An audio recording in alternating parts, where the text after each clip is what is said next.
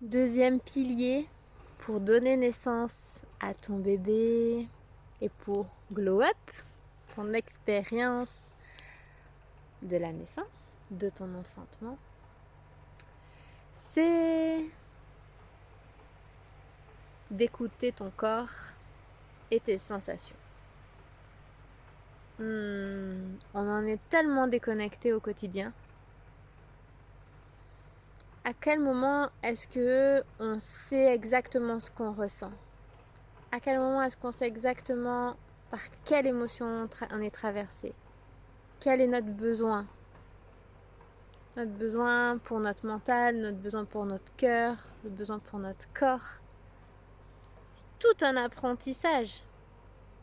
On a été tellement fort déconnectés, et nous encore plus les femmes, parce qu'on est dans ce don de soi où on donne aux autres, on donne à la famille, on donne aux enfants, on donne au village, à la communauté.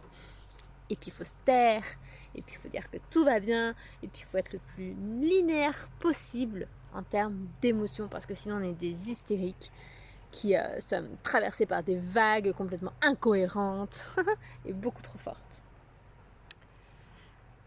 Écouter ses émotions est un très bon moyen de savoir, une très bonne jauge pour savoir si on a besoin de quelque chose ou pas. Techniquement, si tout va bien, on se sent bien, nos émotions vont bien. Et puis quand on a une émotion de tristesse, d'inconfort, alors peut-être que ça va vouloir dire qu'on a besoin de chaleur, de se sentir aimé, de se sentir soutenu. Donc peut-être que ça veut dire que notre besoin, ça va être d'être entouré, d'avoir une présence physique, de recevoir des soins, des massages. Peut-être que c'est notre corps qui demande à être chouchouté.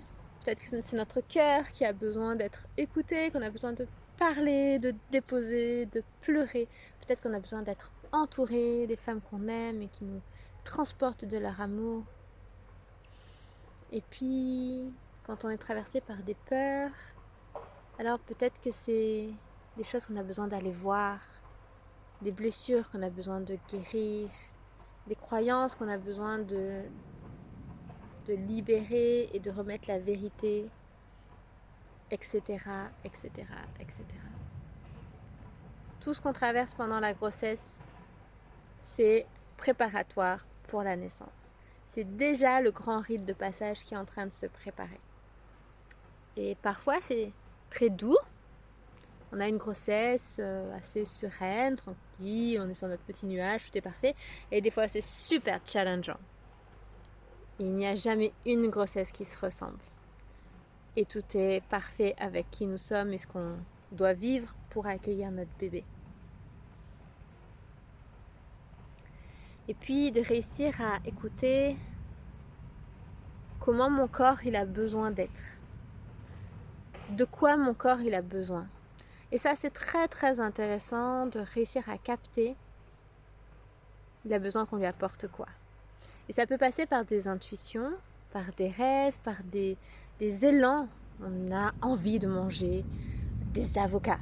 On a envie de manger plein de trucs verts. On a envie de manger de la soupe ou de la viande. Tous ces élans-là, on a envie de ça. Ben, c'est parce que notre corps, il en a besoin. Il n'y a pas besoin de chercher midi à 14h.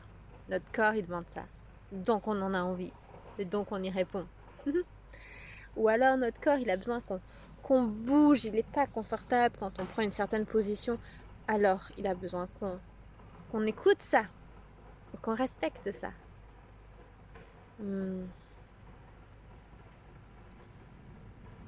De pouvoir honorer nos sensations dans notre corps. De faire ce que notre corps nous demande.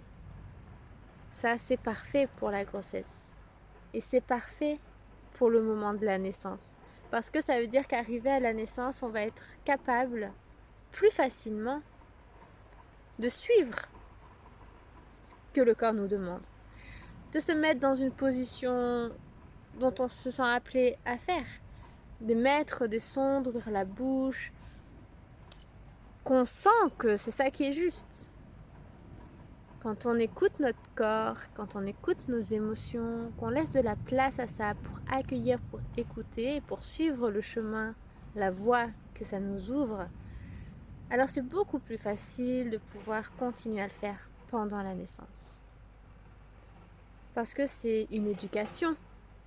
On s'éduque à écouter, on s'éduque à faire, on s'éduque à se prendre en compte soi et pas seulement les autres.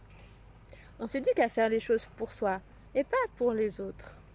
Parce que si tu as autour de toi une sage-femme, un gynéco ou même une doula, une amie ou ta mère, on peut très facilement vouloir faire les choses pour elle ou pour eux. Et si eux ils nous disent prends telle position, fais telle chose,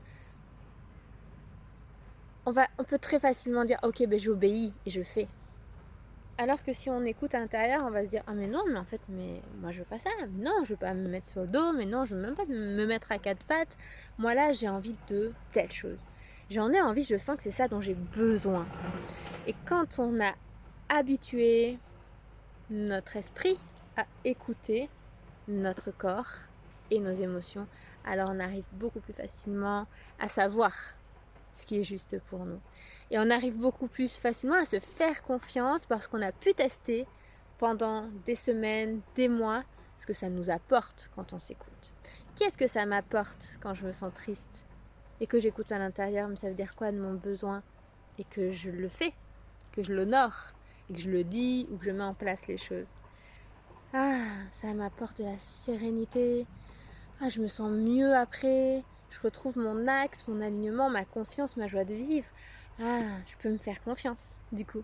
Parce que j'ai pu voir par l'expérimentation que j'avais raison, puisqu'après je me suis sentie mieux.